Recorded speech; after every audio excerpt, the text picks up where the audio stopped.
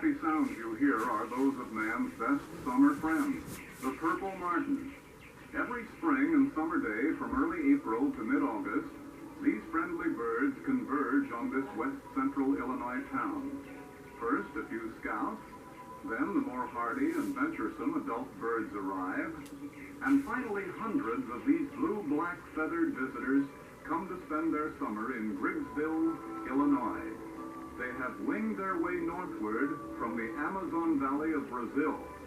And here in Griggsville, they will build their nests, raise their young, and help this community rid itself of what was once a very annoying and costly problem: mosquitoes.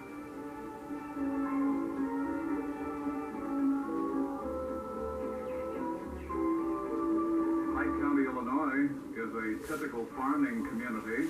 The land abounds with fields of grazing cattle and sheep. In this free-rolling land, horticulture is a big business. Pike County produces some of the sweetest fruit in the nation. This community has always had a love for all birds. Here, for instance, is the largest cardinal feeding station in the world, the Griggsville Cardinal Feeding Center. The Griggsville community's love for birds begins this story.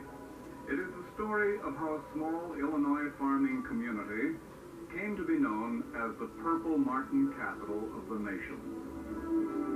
Let's drive into Griggsville and see for ourselves how this community solved their problem of mosquitoes.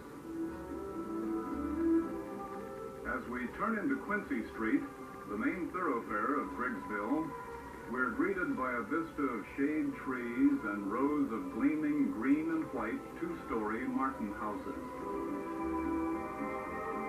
Looming ahead at the town square is the Empire State Building of the bird world.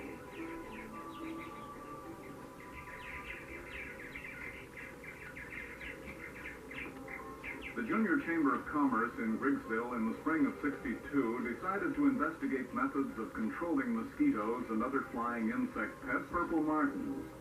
The JCs consulted Dr. T.E. Musselman, a nationally known specialist in migratory birds.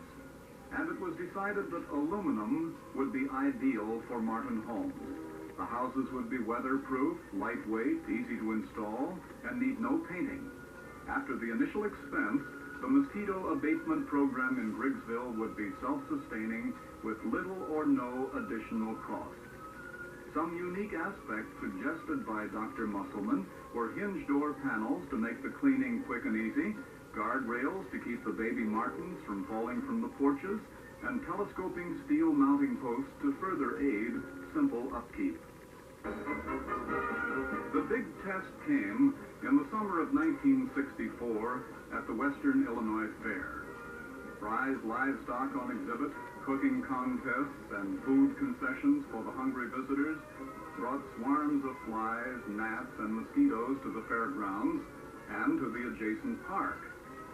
Previously, the Fair Association spent large sums of money for chemical pesticides in order to control the invasion of these insects. But the use of these chemicals caused the food in the concessions and on exhibit to become contaminated, and racehorses put out to graze in the nearby fields became sick. So the Fair Commission decided to give the purple martins a chance to solve their problem. 12 aluminum martin houses were installed within the fairgrounds. Some were erected around the racetrack, others in the Midway area. Several houses were also installed in the adjacent park. By fair time, the homes were occupied. The purple martins began their work. The results were immediate and impressive. Usually, the heaviest concentration of insects occurred at the close of the fair. Hordes of flies and mosquitoes swarmed around the debris exposed to the hot summer sun once the tents were removed. The birds living at the fairgrounds were joined by many other martins from Griggsville. They swooped over the infested areas of the grounds, and within 48 hours, the insects were gone. The martins had proved themselves. the $600 worth of chemicals to destroy insects were never needed again. On the outskirts of Griggsville, the Jaycees, in cooperation with the company making the Martin houses, installed various types of Martin homes to observe them and learn more of their likes and needs.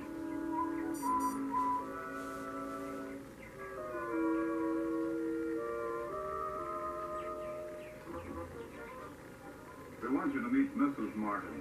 Notice her light buff-colored breast.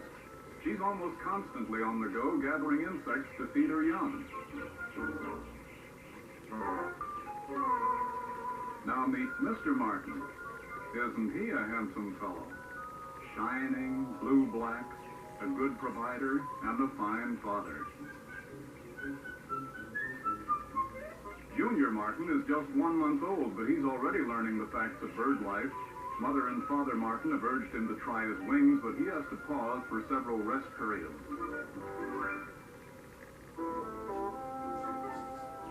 Mealtime at the Martin household is pretty much an all-day affair.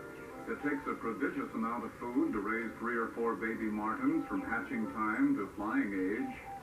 The food of the martin is always flying insects, but the species will vary depending upon what is readily available. There's no evidence that these birds are selective. If there are mosquitoes in the area, that is what they will eat. Each adult martin gobbles down 2,000 or more of these pesky creatures every day. Now here's a succulent tidbit for some lucky youngster. The feeding of the young is an endless task for the parent birds. They must make repeated forays into the air and return every few seconds with beaks full of insects in order to satisfy the tremendous appetites of the growing fledglings. Martins are extremely clean and tidy birds. Here we see Mother Martin picking up a waste sack and flying away to drop it in the field across the road. Mrs. Martin returns to relax on her front porch. The birds seem to love the swaying steel poles and prefer them to stationary wooden posts. The purple martins even drink and bathe while on the wing. You'll not see them using a bird bath. These skilled flyers swoop in low over a pond or stream and dip their beaks into the water for tiny sips. If they wish to bathe, they simply lower their tail feathers and splash the water over their bodies. Purple martins seldom light on tree limbs, but sometimes young birds tire. The parents stay on a wire nearby to keep an eye out for cats or snakes. The early American Indians made friends with the purple martin long ago. Some folks still try to attract the martins to their home by providing the same type of houses that the Indians first used, hollow gourds. But man, discontent with simplicity, began building more elaborate houses of wood. Some of these wooden houses are very intricately designed and quite large in size. However, these heavy, bulky homes were almost impossible to clean and keep repaired. As they became dingy and dirty, sparrows and starlings moved in. Just imagine what a crew of men and equipment were needed to get that big wooden martin house on that tower. Imagine, too, the chore of cleaning the old nests out of this elaborate bird mansion and repainting it.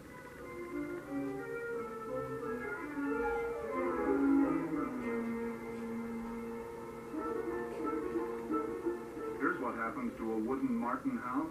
It hasn't seen a martin family in many years. In Greencastle, Pennsylvania, martins returned year after year to nest in houses on utility poles. In the spring of 1965, the people of Greencastle painted these houses. When the purple martins arrived, they investigated their longtime summer homes, found them newly painted, and would not move in. Sparrows and starlings now occupy what were once homes for martins. In the early autumn, the purple martins wing their way south. Then it is the job of the Jaycees to clean out the martin houses. It is a simple matter for this resident of the purple martin capital. He quickly opens the hinged door and sweeps the nests out of the compartment.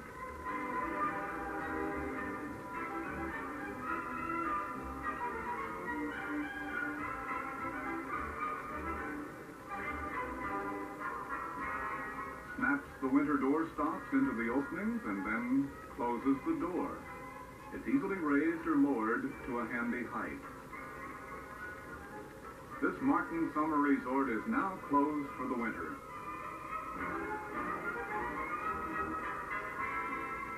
This is probably the very ultimate in Martin house convenience. This 36-family Martin dwelling can be raised or lowered by anyone. Here's a handy mounting arrangement for the smaller Martin home. A 3-section steel pole that lowers the Martin house to a convenient level and raises it to a height of 11 feet.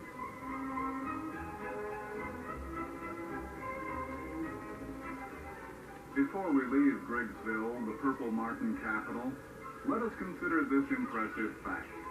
The 3,000 Purple Martins that visit here during the summer rid this community of over 650 million mosquitoes in the course of the summer. They did it for Griggsville. Why not let them do it for you?